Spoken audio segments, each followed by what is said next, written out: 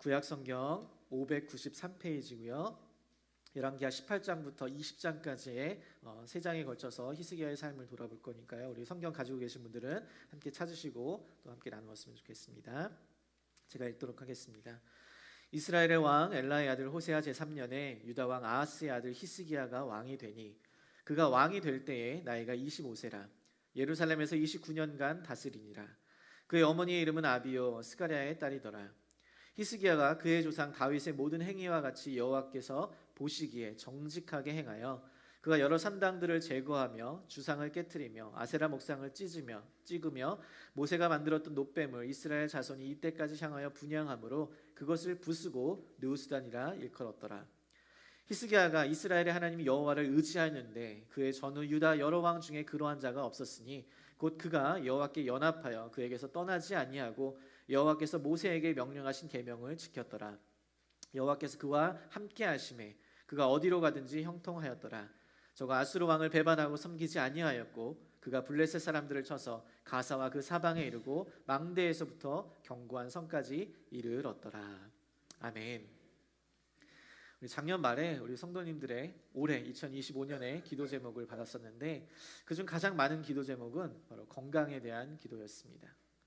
인간의 일생에 있어서 우리를 가장 힘들게 하고 또 좌절시키는 것 중에 하나가 바로 우리 몸에 병이 생기는 것이기 때문일 것입니다. 아이들이 이제 좀 컸는데 이제 회사에서 이제 좀 인정받기 시작했는데 은퇴하고 이제 좀 평안하게 살까 이제 계획하고 있었는데 갑작스럽게 찾아온 질병이 우리의 마음을 무너뜨립니다. 병이 단순히 우리에게 불편함을 주는 것뿐만 아니라 인간의 한계를 경험하게 하기 때문에 우리에게 큰 불안과 걱정, 그 두려움 그리고 절망을 가져다 주기도 합니다. 하나님께서 그 아들 예수 그리스도를 통하여서 우리에게 영원한 생명을 얻게 하심으로 그 길을 열어주심으로 그 절망을 소망으로 바꾸어 주셨지만 그럼에도 불구하고 이 땅에서 사는 동안 병으로 얻게 되는 불편함과 생의 마지막이 될 수도 있다는 그 허무함, 외로움, 이 두려움을 피할 수는 없습니다. 그래서 우리는 건강을 위해서 기도합니다. 사실 건강을 위해서 기도하는 것이 이기적인 것은 아닙니다. 예수님께서도 많은 병자를 고쳐주셨고 야고보서에도 보면 병든 자가 낫기를 위해서 기도하라라고 권면합니다. 그런데 문제는 어떻게 기도해야 하는가입니다. 우리가 병들었을 때 이때 가장 많이 드는 두 가지 생각은 하나는 병은 하나님의 심판이요 저주라는 것이고 또 하나는 어떠한 질병이든지 기도하면 나음을 입을 수 있다라는 것입니다. 그런데 과연 그럴까요? 이러한 생각들은 질병을 주신 이유에 대한 하나님의 뜻을 분별하기 어렵기 때문일 것입니다. 질병을 주신 이유가 하나님의 능력을 보여주기 위함인지 아니면 우리에게 쉼을 주시기 위함인지 아니면 내 죄로 인한 징계인지 그 이유를 좀 알면 좀 어떻게 기도해야 할지 알 것 같은데 우리가 하나님께서 우리에게 병을 허락하신 이유를 정확하게 알 수 없기 때문에 우리는 어떻게 기도해야 할지조차도 어렵습니다. 오늘 우리가 나눌 히스기야의 이야기는 질병에 관해서 가장 많이 언급되는 성경의 이야기입니다. 그가 병에 걸려 죽게 되었을 때 하나님께 기도했고 하나님께서는 그의 기도를 들으시고 15년이라는 시간을 연장시킨 그 생명을 연장시킨 이야기입니다. 그렇다면 우리도 병에 걸렸을 때 히스기야처럼 기도하면 고침받을 수 있을까요? 우리도 히스기야처럼 15년 더 살 수 있을까요? 여러분 15년 더 안 살고 싶으세요? 보통 어르신들이 종종 야 내가 더 이상 살아서 뭐해 그냥 빨리 죽어야지 가끔 이러시는 분들 계신데 막상 삶의 마지막 순간에 이렇게 이야기하시는 분은 한 분도 없습니다. 우리는 모두 죽음에 대한 두려움과 생에 대한 미련이 있습니다. 그런 우리가 오늘 말씀 잘 들으면 15년 더 살 수 있는 능력 있는 기도의 비결 그 원리를 발견할 수 있을까요? 많은 사람들이 히스기야를 기억할 때 그가 하나님께 기도하여 응답받음으로 15년을 더 살게 되었다는 그 사실에 그 기도의 응답의 결과에 주목하지만 사실 그 어떤 것보다 우리가 히스기야에 대해서 주목해야 될 중요한 사실은 그가 하나님을 의지했다라는 사실입니다. 저는 오늘 열왕기하 18장부터 20장에 걸쳐 있는 기록된 이 히스기야의 삶을 통하여서 그가 하나님을 어떻게 의지했는지 그리고 그의 기도의 삶을 함께 살펴보는 가운데 우리도 우리의 삶 가운데 하나님만을 의지하는 그러한 믿음의 결단이 우리 가운데 있기를 간절히 소망합니다. 솔로몬 이후 이스라엘이 북이스라엘과 남유다로 분열되었을 때에 북이스라엘은 말할 것도 없고 이 남유다의 왕들도 하나님 앞에 악을 행하였던 왕들이 대부분이었습니다. 그런데 그 중에 하나님 앞에 정직하게 행하였던 소수의 몇 왕들이 있었는데 그 중에 하나가 바로 히스기야 왕입니다. 사실 이 그의 아버지 아하스 왕도 바알 신상을 만들어서 우상을 숭배할 정도로 그렇게 하나님 앞에 악을 행하던 왕이었는데 히스기야는, 그 아들 히스기야는 여호와께 악을 행하였던 그 아버지 아하스의 길을 따르지 않고 여호와 앞에 정직하게 행하였던 다윗의 길을 따랐던 자였습니다. 그러니까 아버지가 악을 행하였다고 해서 자녀들도 악을 따르는 것이 아니라 또 아버지가 선을 행하였다고 해서 자녀들도 다 선을 행하는 것도 아닙니다. 부모의 영향이 자녀에게 크기 때문에 부모의 삶의 모습을 그대로 본받을 가능성이 많이 있지만 반드시 그렇다는 것은 아니에요. 우상 숭배를 했던 그 아버지 아하스와는 달리 그 아들 히스기야는 우상을 제거하고 유월절을 지켜서 예배를 회복하였던 유다의 개혁을 이루었던 인물이었습니다. 그런 그에 대해 성경 기자는 어떻게 이야기하는가? 우리 18장 5절 6절에 다시 한번 보니까 히스기야가 이스라엘의 하나님 여호와를 의지하였는데 그의 전후 유다 여러 왕 중에 그러한 자가 없었으니 곧 그가 여호와께 연합하여 그에게서 떠나지 아니하고 여호와께서 모세에게 명령하신 계명을 지켰더라라고 이야기합니다. 오늘 본문 28장 1절부터 8절의 말씀은 히스기야라는 그 한 사람의 삶, 그 전체의 인생을 요약해 주는 구절입니다. 그런데 그의 삶을 특징 짓는, 그의 인생을 요약하는 그의 삶의 모습은 무엇이었는가? 그는 이스라엘의 하나님 여호와를 의지하였다라는 것입니다. 솔로몬은 하나님의 지혜로 유명했고 예레미야는 눈물의 선지자로 유명했다면 알려져 있는 반면 오늘 우리가 살펴보는 히스기야는 하나님을 향한 그분의 신뢰, 그분을 향한 의지함이 그의 삶의 특징이었다는 거예요. 그래서 하나님께서는 자신을 의지하며 살았던 히스기야에게 어떻게 하셨는가? 우리 7절 말씀 같이 읽어보겠습니다. 시작. 여호와께서 그와 함께 하심에 그가 어디로 가든지 형통하였더라. 저가 아수르 왕을 배반하고 섬기지 아니하였고. 아멘. 하나님께서 그와 함께 하셨고 그가 어디로 가든지 형통했대요. 여러분 이렇게 요약된 그의 삶을 보면 그의 삶에 아무런 문제도 없고 또 아무런 고난도 어려움이 없었을 것 같아 보이지만 사실 그는 이스라엘 왕으로서 큰 위기를 맞이하기도 하였고 또 개인의 질병으로 인해서 마주한 큰 위기의 순간들이 있었습니다. 그런데 그런 위기의 순간들 속에서 그는 하나님을 어떻게 의지하였기에 하나님께서는 그가 전에도 후에도 없을 정도로 이야기를 하시며 그와 함께 계시고 또 그를 형통케 하셨을까요? 그것은 바로 그의 기도였습니다. 그는 기도를 통해 하나님을 의지했어요. 위기의 순간마다 하나님을 의지하며 기도했습니다. 자, 그럼 18장부터 20장에 나온 그가 마주한 위기의 순간들을 함께 살펴보겠습니다. 먼저 히스기야가 마주한 첫 번째 위기는 13절에 나옵니다. 히스기야 왕 제14년에 아수르 왕 사네립이 올라와서 유다 모든 견고한 성읍들을 쳐서 점령하매라고 이야기해요.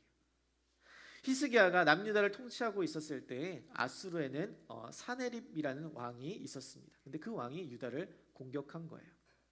아수르는 당시 초강대국으로서 고대 근동 사회에 있어서 아주 막강한 영향력을 행사하고 있었습니다.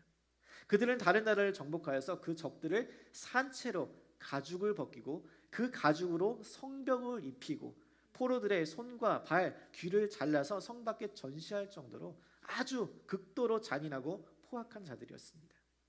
이러한 이유로 성경은 이 아수르의 수도인 니느웨를 피의 성이라고 불렀고 또 아수르는 그때 당시 이 아수르가 너무 잔인하니까 이 선지자 요나가 우리가 지난번에 배웠었죠. 하나님의 명령으로 그 낯을 피하여 니느웨로 간 것이 아니라 다시스로 가게 됩니다. 그곳에 가고 싶지 않았던 거예요. 후에 결국 구왕국 이스라엘이 BC 722년에 이 아수르에 의해서 멸망되었을 정도로 이 아수르는 아주 강력하고 잔인하고 포악한 나라였습니다. 그런데 히스기야가 남유다를 다스리고 있었을 때, 왕으로 있었을 때 이 아수르가 유다를 공격한 것이에요. 이미 유다의 대부분의 성읍들은 다 함락당하고 이제 수도 예루살렘만 남은 절박한 상황이었습니다. 그러니까 얼마나 큰 위기가 찾아온 것일까요? 남유다의 왕으로서 자신들의 백성을 지켜야 하는데 이제 성 하나 남았는데 이 성 하나로 어떻게 이 초강대국 이 아수르를 상대할 수 있겠냐는 거예요. 이길 수 있겠냐는 거예요. 어느 정도 좀 싸울 만한 상대가 돼야 좀 희망도 갖고 또 어떻게 좀 이겨볼까 생각하기라도 하겠는데 너무 압도적으로 전력 차이가 나니까 지레 겁부터 먹게 되는 상황인 것이죠. 그래서 어떻게 했느냐? 14절에 보니까 히스기야가 아수르 왕에게 이야기합니다. 내가 잘못했습니다. 내가 시키는 대로 다 할 테니까 그냥 제발 돌아가 주세요. 그러자 아수르 왕 사네립이 은 300달란트와 금 30달란트를 주면 가겠다는 거예요. 이게 오늘날로 어느 정도냐면 8,500만 달러, 하나로 약 1,100억 원 정도입니다. 안 놀라실 줄 알았어요. 그런데 히스기야가 어떻게 하냐? 여호와의 성전과 왕궁의 곳곳에 있던 금은을 다 주고 성전 문에 있는 금과 모든 기둥에 있는 금을 다 벗겨갖고 모두 아수르에게 줍니다. 너무나 굴욕적인 순간인 것이죠. 그러니까 우리는 사실 여기서 조금 갸우뚱하게 됩니다. 아니, 큰 위기의 순간 히스기야가 뭔가 하나님 앞에 위대한 행동들을 했을 것 같은데, 그래서 우리가 그러한 모습을 본받아야 되는데 성경은 분명히 히스기야의 삶의 특징이 여호와를 의지했다라고 하는데 그런 모습이 여기서 전혀 보이지 않는 거예요. 남유다의 왕이라는 사람이 아수르 왕에게 가서 내가 잘못했다고, 내가 시킨 대로 다 하겠다고 하는 이런 엄청난 물질을 요구하고, 그러면서 여호와의 성전에 있는 그 보물들을 다 내어주는 이런 굴욕적인 모습 속에서, 이렇게 세상과 타협하는 모습 속에서 우리가 배울 게 뭐가 있을까 싶은 거죠. 그런데 저는 여기서 한 가지 중요한 사실, 우리에게 참 위로가 되는 그러한 사실들을 발견하게 됩니다. 그것은 히스기야가 처음부터 완벽한 믿음의 사람이 아니었다라는 사실이에요. 그는 자신의 힘과 능력을 의지했고 자신이 가진 소유로 또 세상적인 방법과 타협으로 눈앞에 닥친 그 위기를 해결하려고 했습니다. 여러분, 사실 우리도 그렇지 않나요? 우리는 실패와 한계, 그 무능력을 철저히 우리 스스로, 사람들이 얘기해 주는 거 말고 우리가 스스로 철저히 깨닫기 전까지는 진정으로 하나님만을 온전히 의지하지 못합니다. 만약 히스기야가 처음부터 그리고 평생도록 하나님만을 완벽하게 그렇게 처음부터 태어나서 신뢰하는 그런 넘사벽 믿음의 사람이었다면 우리는 오히려 나는 저렇게 될 수가 없어, 너무나 다른 사람이야 라고 좌절할 수밖에 없을 텐데, 히스기야도 자신의 힘과 세상적인 방법에 기대어 문제를 해결하려고 했던 그런 연약한 사람이었고, 그가 점차적으로 여호와만을 온전히 따르는 그런 믿음의 사람으로 변화되었다는 사실이 우리에게 위로가 되는 것이에요. 제가 이 사실을 여러분에게 꼭 기억하라고 권면하는 이유는 여러분의 한계나 여러분의 죄악이나 연약함이나 믿음 없음을 합리화하기 위해, 정당화하기 위한 면죄부를 주고자 하는 게 아니라 현재 우리의 모습 속에 보이는 연약함이, 우리의 믿음 없음이 신앙의 끝이 아니라 이 하나님 안에서 우리가 점차 변화될 수 있는, 우리도 온전히 하나님을 신뢰할 수 있게 되는 그 믿음의 여정에 있다라는 소망을 주기 위함임을 믿으시기를 바랍니다. 그래서 여러분의 자신의 한계와 부족함, 연약함, 믿음 없음으로 인해 나는 왜 이러한 모습 가운데 있을까라고 그 가운데 좌절하거나 절망하지 마십시오. 세상적인 방법으로, 타협으로 위기를 모면하고자 했던 이 히스기야를 하나님만을 의지하는 그 하나님의 사람으로, 믿음의 사람으로 변화시켜 가셨던 것처럼 저는 하나님께서 우리의 삶도 그렇게 변화시켜 가시기를 간절히 소망합니다. 자, 그렇다면 이 아수르 왕 사네립의 요청대로 성전에 있는 모든 금을 다 내주니까 이들이 떠나갔을까요? 아니요. 그들은 히스기야가 바친 은금을 다 취하여 돌아갔다가 다시 쳐들어옵니다. 남유다를 완전히 멸망시키러 다시 와요. 하나 내주니까 이제는 전부를 다 달라고 해요.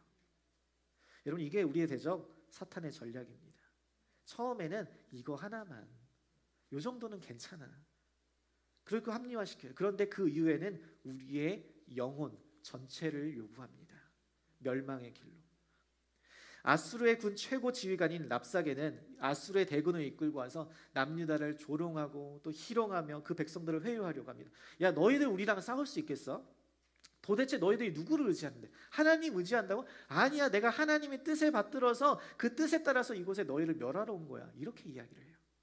그러면서 이들은 유다 지도자들 말고도 백성들이 다 들을 수 있도록, 이해할 수 있도록 히브리어로 이야기합니다. 히스기야에게, 너희들 왕 히스기야에게 속지 마라, 너의 하나님께서 구원하실 것이라는 그 거짓말에 속지 마라라고 이야기해요.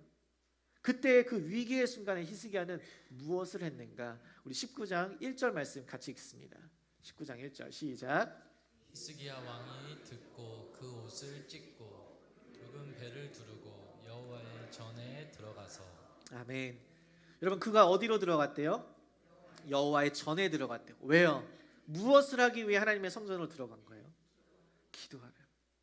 그는 사내림의 명을 받고 온 랍사기의 모욕적인 말과 이 군사력의 열세, 이 종교적인 명분들을 내세워서 유다 백성들을 회유하려고 그런 모든 것들 가운데서 하나님께 모독하는 것을 본 거예요. 그는 다른 어떤 이유보다 이방인들이 하나님을 모욕하는 그것을 참을 수 없었던 거예요. 그래서 극한 슬픔과 원통함으로 옷을 찢고 굵은 베옷을 입고 성전에 들어갑니다. 그리고 이제는 성전에 들어가서 성전의 보물을 꺼내는 것이 아니라 이전처럼 성전의 보물을 꺼내지 않아요. 그리고 성전에 들어가서 이제는 하나님의 도우심을 구합니다. 어떻게 해요? 첫 번째는 기도를 요청합니다. 그는 선지자 이사야에게 남아있는 자들을 위해 기도해 주십시오라고 기도를 요청해요. 그러자 이사야 선지자가 그에게 하나님의 말씀을 전해줍니다. 열왕기하 19장 6절에서 7절 말씀입니다. 이사야가 그들에게 이르되 너희는 너희 주에게 이렇게 말하라. 여호와의 말씀이 너는 아수르 왕의 신복에게 들은 바 나를 모욕하는 말 때문에 두려워하지 말라. 내가 한 영을 그의 속에 두어 그로 소문을 듣고 그의 본국으로 돌아가게 하고 또 그의 본국에서 그에게 칼에 죽게 하리라 하셨느니라 하더라. 지금 이 히스기야 왕에게 두려워하지 말래요. 그들이 그 사내립 왕을 돌려보내시겠다는 거예요, 하나님께서. 그런데 현실은 어떠했냐? 여러분 아수르 왕 사내립이 이제는 협박 편지를 보냅니다. 그러자 히스기야가 어떻게 하냐? 그 편지를 가지고 그대로 여호와의 성전에 올라갑니다. 처음에는 기도를 요청하고 이제는 자신이 직접 기도하러 가는 거예요. 14절부터 19절 말씀 한번 제가 천천히 읽어드릴게요.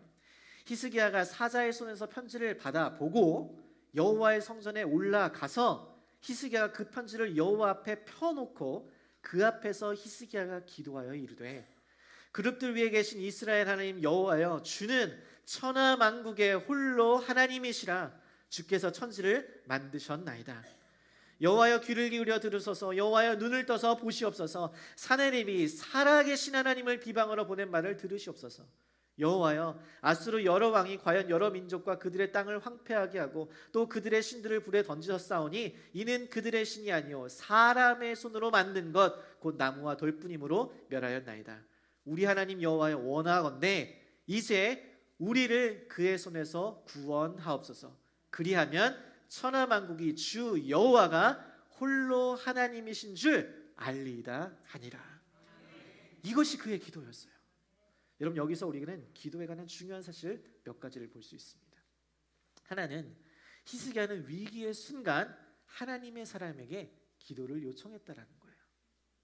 이사야에게 기도를 요청하여 하나님의 약속을 받습니다. 그리고 다른 사람에게 기도를 요청한 다음에 끝났어요? 아니요. 그 자신도 기도하러 올라가요. 여호와의 손으로 들어갑니다. 협박 편지를 가지고 그 편지를 가지고 자신의 문제를 가지고 여호와 앞에 내려가 그것을 그대로 내려놓고 펴놓고 여호와께 기도해요. 그 위기의 상황이 히스기야를 기도의 자리로 이끌었다라는 사실입니다. 여러분 우리가 이 부분을 주목해 보아야 합니다. 우리는 위기의 상황을 마주하고 싶지 않습니다. 그 위기의 상황을 피하고 싶어요. 그런데 역설적으로 그 위기의 상황이 우리를 기도의 자리로 이끈다는 사실입니다. 나의 무능력함에 절망하고 나의 한계에 좌절할 때에 그 위기의 순간이 오히려 전능하신 하나님을 만나고 그분을 찾게 되고 의지하는 순간으로 변화된다는 사실이에요. 그런 면에서 우리가 삶에서 마주하는 위기는 기도의 자리로 나아가는 기회예요. 또 그분과의 친밀한 사귐으로의 초대임을 믿으시기를 바랍니다.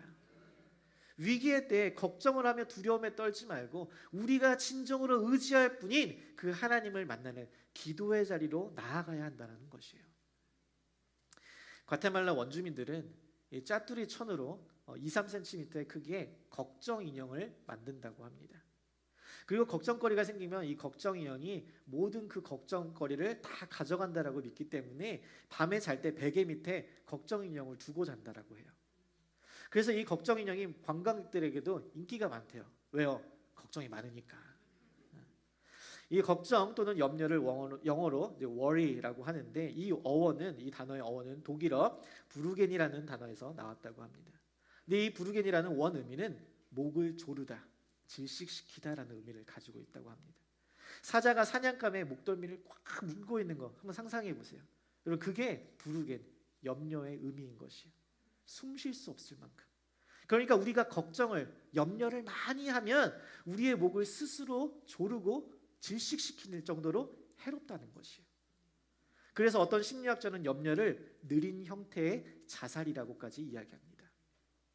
여러분 위기의 순간 아직 일어나지 않은 일들로 인하여서 걱정하고 염려하기보다 그 문제를 가지고 하나님 앞에 나아가 하나님께 그 짐을 내려놓고 그분을 의지하며 기도하십시오. 찬양 가사도 있잖아요. 기도할 수 있는데 왜 걱정하십니까? 우리의 연약함을 체휼 하시고 우리를 돌보시고 보호하시는 그 하나님께 나아가서 기도하면 그분이 구원하신다는 거예요. 그래서 우리가 해야 할 일은 모든 것을 행하실 수 있는 전능하신 하나님만을 의지하는 것, 그뿐이라는 거예요. 그렇게 히스기야가 하나님을 의지하고 기도하며 나아가자 하나님께서는 그 밤에 천사를 보내셔서 아수르 군사 18만 5천 명을 쳐서 죽이시고 그 명하신 말씀대로 사나림이 떠나 니느웨로 돌아가서 죽게 됩니다. 아니 하루아침에 18만 5천 명이라는 대군이 죽었으니까 학자들은 역병이다, 또 광야의 돌풍이다, 다른 나라의 기습이다 추측을 하지만 여러분 무슨 이유이든 분명한 것은 그것이 하나님의 초자연적인 역사라는 사실이에요. 무엇으로 인한? 히스기야의 기도로 인한. 여러분 삶의 위기의 순간에 하나님의 사람에게 기도를 요청하십시오. 그리고 그 문제를 가지고 직접 여호와 앞에 나아가 기도하십시오. 저는 히스기야가 경험한 이 놀라운 기도의 응답이 저와 여러분의 삶 가운데도 경험되어지기를 간절히 소망합니다.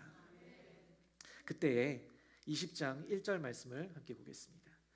그때 히스기야가 병들어 죽게 되매 아모스의 아들 선지자 이사야가 그에게 나와서 그에게 이르되 여호와의 말씀이 너는 집을 정리하라 내가 죽고 살지 못하리라 하셨나이다. 하루는 이사야 선지자가 와서 히스기야에게 이야기합니다. 여호와의 말씀이 왕께서 곧 죽으실 것입니다. 이제 삶을 정리하십시오. 히스기야에게 청천벽력과 같은 죽음의 선고가 내려진 거예요. 여러분 많은 사람들이 인생에서 가장 큰 충격과 공포, 절망을 경험하는 순간은 바로 이렇게 죽음 앞에 서게 될 때입니다. 특히 예상하지 못한 질병의 선고를 들었을 때, 삶이 얼마 남지 않았으니 정리하라는 이야기를 들었을 때 많은 이들이 세상이 끝난 것 같은, 내 인생이 무너지는 것 같은 충격을 받게 됩니다. 자신이 쌓아온 모든 것이 한순간에 의미를 잃어버리고 앞으로 어떻게 살아야 할지 모르는 막막함과 두려움이 몰려오게 되는 거예요. 그 마음을 누가 이해할 수 있을까요? 그 절망과 낙심을 누가 상상이라도 할 수 있을까요? 여러분 도대체 이러한 삶의 위기의 순간에는 어떻게 해야 하는 걸까요? 기도는 할 수 있을까요? 할 수 있다면 기도를 어떻게 해야 할까요? 히스기야는 이때 기도를 미루지 않았습니다. 기도를 포기하지 않았어요. 자신의 죽음의 선고를 듣고 엄청난 충격과 두려움, 그 절망과 낙심에 빠졌을 것이 분명한데 그가 한 것은 무엇이었냐? 2절 말씀해 보니까 히스기야가 낯을 자신의 얼굴을 벽으로 향하여서 여호와께 기도했다라고 이야기해요. 히스기야는 왜 병이 들었고 그 병이 왜 죽음에 이르는지 다 해석할 수 없었습니다. 그것은 오직 하나님의 영역이었어요. 그러나 중요한 것은 그가 병에 들었고 그 병은 죽음으로 가는 질병이라는 전단을 받았을 때에 히스기야는 절망하여 낙심하여 그 자리에 무너져 있지 않았다는 거예요. 조금도 흔들림 없이 그는 즉시 하나님께로 나아가 기도했다라는 사실입니다. 여기서 얼굴을 벽을 향하였다라는 것은 세상의 다른 어떤 것도 의지하지 않고 오직 전심으로 하나님만을 바라보며 그분만을 의지한다는 표현입니다. 그러니까 히스기야는 하나님 앞에 통곡하면서 그렇게 하나님만을 의지하며 기도해요. 3절에 보니까 20장 3절입니다. 여호와여 구하오니 내가 진실과 전심으로 주 앞에 행하며 주께서 보시기에 선하게 행한 것을 기억하옵소서 하고 히스기야가 심히 통곡하더라. 그러자 히스기야에게 사망 선고를 내린 이사야가 그곳을 떠나기도 전에 그 사망 선고를 전달하고서 떠나기도 전에 하나님께서 그의 기도에 응답하세요. 여러분 5절 6절 같이 한번 읽어보겠습니다. 시작. 너는 돌아가서 내 백성의 주권자 히스기야에게 이르기를 왕의 조상 다윗의 하나님 여호와의 말씀이 내가 내 기도를 들었고 내 눈물을 보았노라. 내가 너를 낫게 하리니 내가 3일 만에 여호와의 성전에 올라가겠고 내가 내 날에 15년을 더할 것이며 내가 너와 이 성을 아수르 왕의 손에서 구원하고 내가 나를 위하고 또 내 종 다윗을 위함으로 이 성을 보호하리라 하셨더라. 아멘. 자, 여러분 여기서 중요한 사실 하나. 히스기야가 자신의 생명의 연장을 꿈꾸며 기도했나요? 아니에요. 그는 자신의 생명을 연장해 달라고 기도한 적이 없어요. 지금 당장 죽게 되었으니까 살게 해달라고 기도하는 것이 지금 그에게 요청한 가장 시급한 문제잖아요. 그런데 그가 기도한 것은 생명 연장이 아니었어요. 살게 해달라는 기도가 아니에요. 그의 기도 제목이 뭐였어요? 자신의 신실한 삶을 기억해달라는 것이었어요. 여러분, 우리가 기도의 삶 시리즈를 통해서 만난 이 기도의 위인들의 이 삶을 보면서 우리가 본 기도의 특징들이 있습니다. 여러분, 한나가 어떻게 기도했어요? 기억하세요? 나를 돌보시사 나를 기억하여 주옵소서. 내게 아들을 주시면 하나님께 드린다고 했습니다. 여러분, 그런데 그녀에게 아들이 중요한 것이 아니었어요. 아들이 자신의 기쁨의 원천이 아니란 걸 깨달은 거예요. 하나님이 기쁨의 원천인 걸 깨달은 거예요. 그래서 약속대로 하나님께 드렸더니, 사무엘을 드렸더니 여호와께서 한나를 돌보시사 세 아들과 두 딸을 주셨습니다. 솔로몬은 어때요? 그가 부와 귀와 장수를 구했어요? 아니에요. 이스라엘 백성들, 자신에게 맡겨진 백성들을 다스릴 지혜를 구했습니다. 그랬더니 하나님께서 부와 귀와 장수를 더하여 주셨어요. 여러분, 히스기야가 자신의 신실한 삶을 기억해달라고 하는 것은 자신의 생명을 연장하기 위함이 아니었습니다. 자신이 더 살고 싶어서 그런 게 아니에요. 자신의 삶을 통해 하나님의 신실한 일들이, 그 선하신 일들이 계속 이루어지기를 원했다는 것이. 하나님은 그 기도를 기뻐 받으셨고 그의 생명을 15년이나 연장시키시면서 그를 통해 유다를 아수르의 손에서 구원하시는 그 하나님의 일들을 이루어 가시겠다고 말씀하시는 거예요. 그래서 그 말씀이 이사야에게 전해지고 무화과 나무의 반죽을 가져오라고 해서 히스기야의 상처에 놓으니까 그가 낫게 됩니다. 무화과 반죽이 효능이 좋아서 그런 거예요? 아니요. 하나님의 능력이 많으셔서 그런 거예요. 요한복음 9장에도 보면 예수님께서 날 때부터 소경이 되었던 자를 고치실 때에 땅에 침을 뱉어서 그 진흙으로 그것을 지는 다음에 이기신 다음에 그 진흙을 소경의 눈에 바르시고 실로암 못에 가서 씻으라고 말씀합니다. 그리고 그 말씀대로 소경이 가서 씻고 나니까 눈이 밝아졌어요. 여러분, 진흙이 특별한 거였어요? 예수님이 침이 특별한 거였을까요? 실로암 연못이 깨끗해서 그런 거일까요? 여러분, 실로암 연못 가면 엄청 더럽습니다.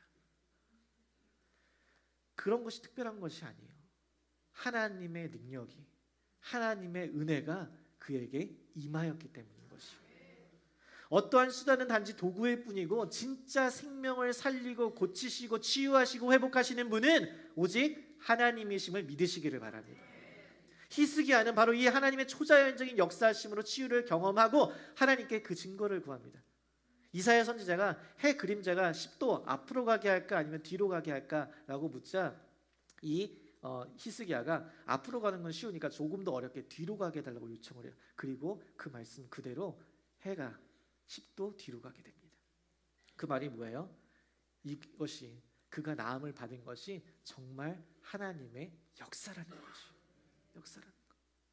여러분, 우리는 항상 우리를 기도에 따라서 우리의 기도에 따라 하나님이 항상 우리의 병을 고치시는 것은 아닙니다. 그러나 때로 고치시기도 하세요. 그래서 병을 낫게 해달라고 기도를 하는 것이 잘못된 것이 아닙니다. 저는 우리 교회 성도님들 중에서 질병으로 인하여서 고통받고 있는 분들이 하나님의 능력으로 치유하심으로 고침받기를 간절히 소망합니다. 그러나 병의 치유의 여부와 상관없이, 그 결과에 상관없이 그보다 훨씬 더 중요한 것은 우리가 우리의 삶을 하나님께 맡기고 의지하는가입니다. 여러분, 이게 굉장히 중요한 거예요. 내 삶의 주인이 내가 아니고, 내 육신의 주인이 내가 아니고, 내 건강의 주인이 내가 아님을 깨달아서 내 삶이, 내 육체가, 내 건강의 진정한 주인이신 하나님의 뜻과 계획을 온전히 신뢰하는 것이에요. 내가 죽을 병에 걸렸다가 치유함을 받아도 내 삶의 주인이시요 구원자 되신 그 예수 그리스도를 알지 못한다면, 그래서 결국 나중에 다시 죽게 되었을 때에 영원한 생명으로 인도함 받지 못한다면 여러분 그 치유함이 무슨 소용이 있겠냐는 거예요. 내가 마주한 삶의 위기 속에서 벗어나고 문제 해결을 받아도 그 문제 해결 과정 가운데서 내 삶의 주인이시요 구원자 되시는 그 예수 그리스도를 믿지 못한다면 인간의 인생에 있어서 가장 큰 죄의 문제를 해결하지 못하는데 그 문제 해결이 무슨 소용이 있냐는 거예요. 여러분, 내가 마주한 삶의 상황이 문제가 아니에요. 내가 마주한 죽을 병이 문제가 아니에요. 그 문제 앞에 절망과 낙심 가운데 그대로 좌절할 것인가, 아니면 사내립이 그 협박 편지를 가지고 주님 앞에 나아가 기도했던 것처럼 그 문제를 그대로 하나님 앞에 가지고 나아가서 그 짐을 다 내려놓고, 하나님 보세요. 주님, 나는 주님의 도우심이 필요합니다. 나는 주님의 은혜가 없이는 살 수가 없습니다. 주님, 나에게 은혜를 베풀어 주세요. 기도할 것인가? 그것이 문제라는 거예요. 여러분, 우리를 기도의 자리로 이끄는 그 위기를, 우리로 하나님을 경험케 하는 초대장인 그 위기를 낭비하지 마십시오. 미국의 유명한 존 파이퍼 목사님이 암을 극복한 후에 Don't waste your cancer, 당신의 암을 낭비하지 마십시오라는 책을 쓰였습니다. 암으로 인하여서 주시는 그 하나님의 교훈과 유익을 놓치지 말라라는 것이에요. 그분은 10가지 사례를 들면서 이런 경우에는 당신의 암을 낭비하는 것일 수 있습니다 라고 설명합니다. 제가 읽어드릴 테니까 잠시 들어보세요. 첫째, 그것을 당신을 위해 하나님께서 디자인하셨다는 것을 믿지 않는다면 당신은 암을 낭비하는 것입니다. 둘째, 그것을 저주하고 믿고 선물로서 받아들이지 않는다면 당신은 암을 낭비하는 것입니다. 셋째, 하나님이 아닌 병이 나을 확률로부터 위로를 구한다면 당신은 암을 낭비하는 것입니다. 넷째, 죽음에 관하여 생각하기를 거절한다면 당신은 암을 낭비하는 것입니다. 다섯째, 그리스도를 더욱 사랑하게 되는 것보다 암을 이기는 것만이 사는 길이라고 생각한다면 당신은 암을 낭비하는 것입니다.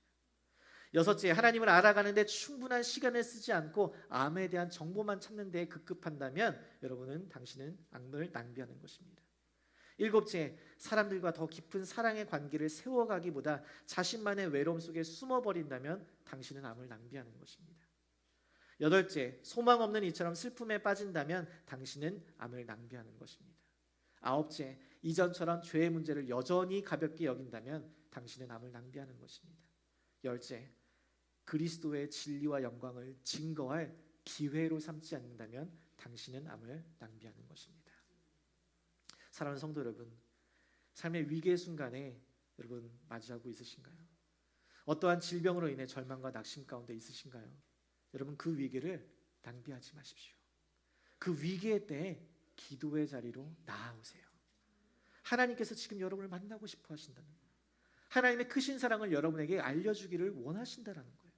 그 사랑의 초대에 여러분 기도로 반응하세요. 믿음으로 반응하십시오. 전능하신 하나님을 믿고 의지하면, 그분께 도움을 구한다면 여러분, 우리가 구하고 생각하는 것보다 하나님께서 크고 넘치도록 채워주시고 역사하실 줄 믿습니다. 말씀을 마무리하며, 어느 날 중환병을 앓고 있는 한 여인이 육체적인 고통과 정신적인 좌절감으로 고생하다가 목사님께 찾아와 이렇게 이야기합니다. 목사님, 제게 희망이 없습니다. 앞이 하나도 보이지 않습니다. 그래서 이렇게 묻습니다. 당신은 하나님의 손안에 있음을 믿으십니까? 아니요, 나를 돌볼 사람이 아무도 없어요. 나는 너무나 외롭습니다. 외톨이에요. 그러자 목사님이 그녀에게 찬송시를 읽어주었습니다. 그 찬송시를 읽어준 후에 그 여인이 말합니다. 네 주님, 네 주님, 목사님, 제가 주님을 의지하겠습니다. 내가 주님을 믿겠습니다. 그 목사님은 그녀와 함께 계속 이 찬송시를 불렀습니다. 이 찬송을 부르는 그 여인의 모습에는 기쁨이 넘쳐나기 시작했습니다. 그 여인은 고통 속에서 계속 이 찬송을 부르다가 그 세상을 떠나게 되었어요. 의지하는 주님께로. 이 이야기는 찬송 가사와 함께 신문에 실리게 되었고, D.L. 무디가 이 이야기를 접하게 되어서 그와 함께 복음 사역을 감당하던 데이비드 생키에게 전해주면서 이 찬송시 가사를 작곡하라고 요청합니다. 그래서 그렇게 노래로 만들어진 찬양이 우리가 잘 알고 있는 찬송가 543장 어려운 일 당할 때입니다. 어려운 일 당할 때 나의 믿음 적으나 의지하는 내 주를 더욱 의지합니다. 세월 지나갈수록 의지할 것뿐일세.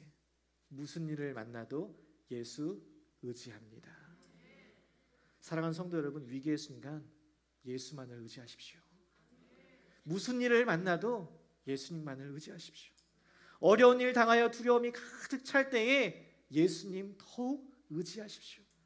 그 예수를 의지하며 기도의 자리로 나아가 하나님의 능력을, 하나님의 은혜를 덧입어 살아가는 저와 여러분의 삶이 되기를 간절히 소망합니다.